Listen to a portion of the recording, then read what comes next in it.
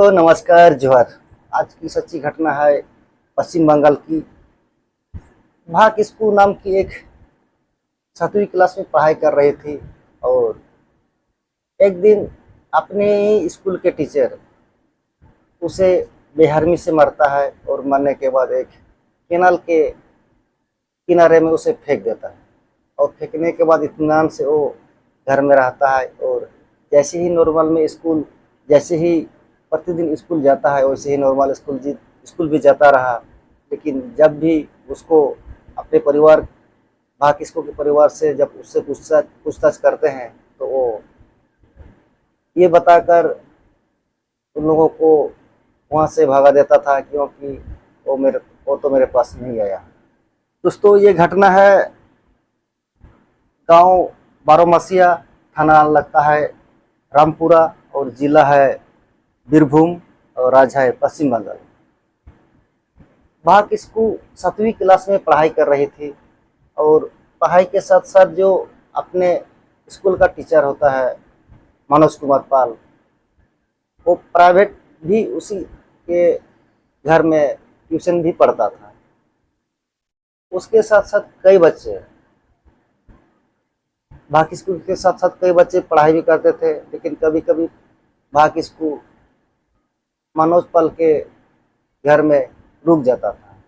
घर वाले जब पूछते हैं कि क्यों तुम इतना लेट क्यों हो गई, तो वो बताती है कि सर हमें कुछ एक्स्ट्रा पढ़ा रहे थे। और कभी कभी ये भी बताता है कि जो मनोज कुमार पाल है वो हमें ये भी कह रहा है कि बड़ा होकर अगर तुम बड़ी हो जाएगी तो तुमसे हम शादी कर लेंगे। ये बात घर वाले को भी बताया, लेकिन बताने के कुछ दिन के बाद घर वाले का रिएक्शन भी हुआ। माता पिता गुस्सा हो गए और गुस्सा होकर स्कूल जाकर उस टीचर को ये बात कहने के लिए भी उन लोग रेडी हो गए थे, लेकिन वहाँ की स्कूल ने एक दिन मना कर दिया कि नहीं ऐसा मत करो, मत जाओ और उसको डांटो मत।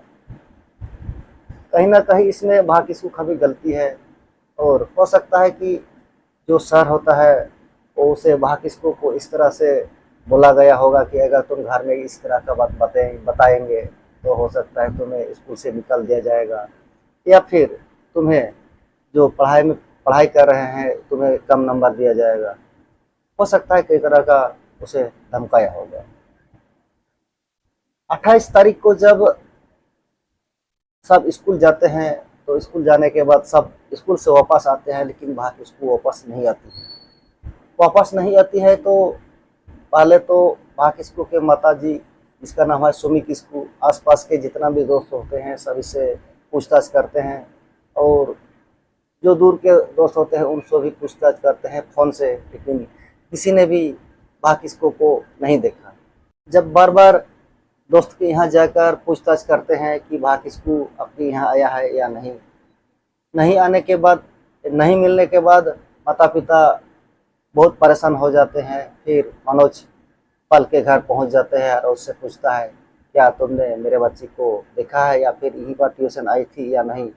इस तरह से उसे कई बार पूछा, लेकिन मनोज पाल ने साफ इनकार कर देता है और कहता है कि नहीं, ये तो मेरे पास नहीं आई हुई है, आप कहीं और देख लीजिए। इसी बात को सुनकर माता पिता निराश होकर घर वापस चले जाते हैं, लेकिन काफ़ी खोजबीन करने के बाद भी नहीं मिलती है। तो 28 तारीख को उन लोग थाना चल जाते हैं और थाना में एफआईआर दर्ज कर लेते हैं।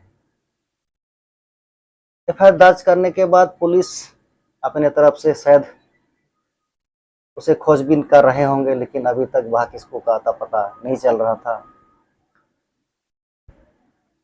1 तारीख को जब 2-3 दिन बीत जाने के बाद 1 तारीख तक जब बाकी स्कूल घर वापस नहीं आती है तो घर वाले परेशान हो जाते हैं, गांव के अगल बगल वाले भी परेशान हो जाते हैं।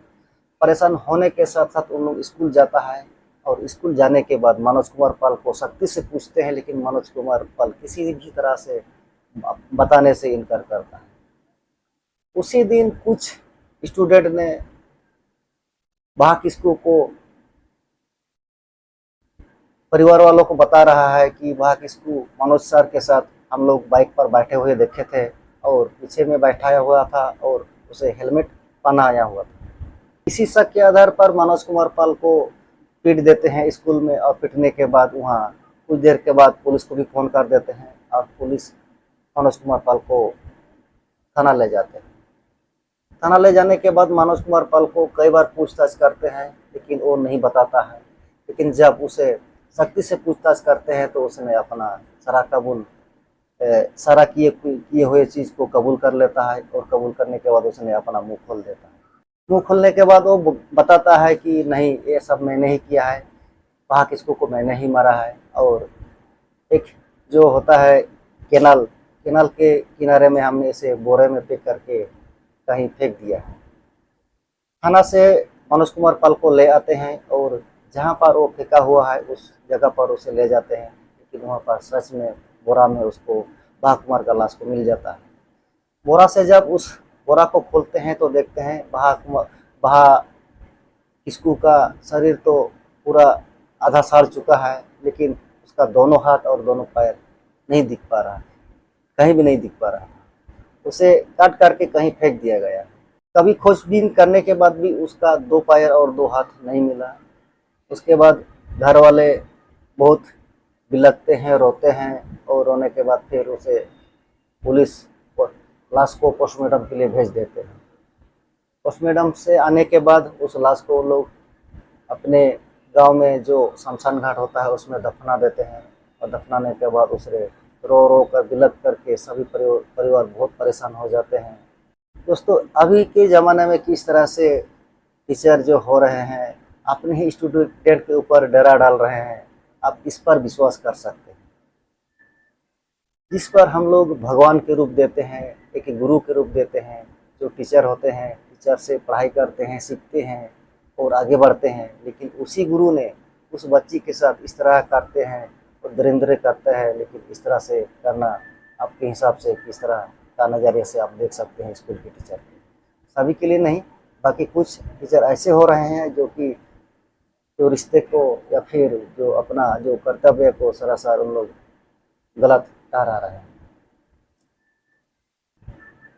अभी तक मनोज कुमार पाल जेल में है, लेकिन इसकी कड़ी से कड़ी सजा होनी चाहिए। आप लोग किस लोग को ये इस बात से सहमत है? आप लोग जस्टिस फॉर बाघ किस्कू करके आप लोग कृपया लिखिए। इस कहानी को सुनाने का मकसद या घटना को सुनाने का मकसद किसी को परेशान करना नहीं है, किसी का दुखाने का नहीं है, बल्कि सबको सजग रहना है, सतर्क रहना है। तो माता पिता से और टीचर से भी मेरा यही कहना है, टीचर आप जो है टीचर का अपना कर्तव्य आप निभाइए। माता पिता तो अपना कर्तव्य निभाते हैं, लेकिन बच्चे कहाँ जाते हैं, क्या करते हैं, किसके साथ रहते हैं, आज स्कूल लेट क्यों आया, इसका सारा गहन जांच करना चाहिए। और अपने जो बच्चे होते हैं उन लोगों से थोड़ा सा खुलकर रहना चाहिए और उसे अपना प्रॉब्लम अपने माता पिता को बता सके।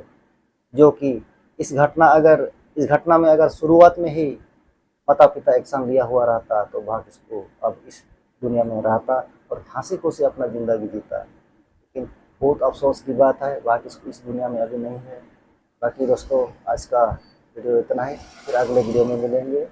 सबको फिर से जोहार।